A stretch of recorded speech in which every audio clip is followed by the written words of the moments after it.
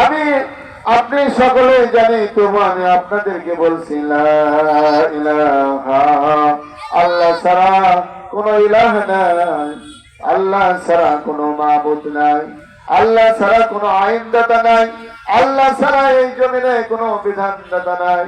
আল্লাহ তাআলা বলেছেন লা ইলাহা ইল্লাল্লাহু মুহাম্মাদুর রাসূলুল্লাহ। আর মুহাম্মদ সাল্লাল্লাহু আলাইহি ওয়াসাল্লাম আল্লাহ তাআলার প্রিয় বান্দা এবং রাসূল। বলেন সুবহানাল্লাহ। কারণ এই দুনিয়ায় আল্লাহ আইন দিয়েছেন, আল্লাহ তাআলা দীর্ঘ 23 বছর ধরে একটা কোরআন নাযিল করেছেন। এই কোরআনকে আইনের কিতাব বলা হয়, এই কোরআনকে সংবিধান বলা হয়। এই কোরআনকে আপনাদের জন্য আল্লাহ বলেছেন তিবিয়ানান লিকুল্লি শাইইন।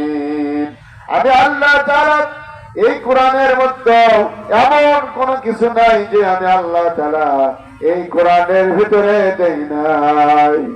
আল্লাহ তাআলা প্রথম যখন আয়াত করে তেলাওয়াত করেছিলেন, এর প্রথমে বিসমিল্লাহির রহমানির রহিম, এবং এই বাক্যের প্রথমেই বা ছিল এবং সেটা ছিল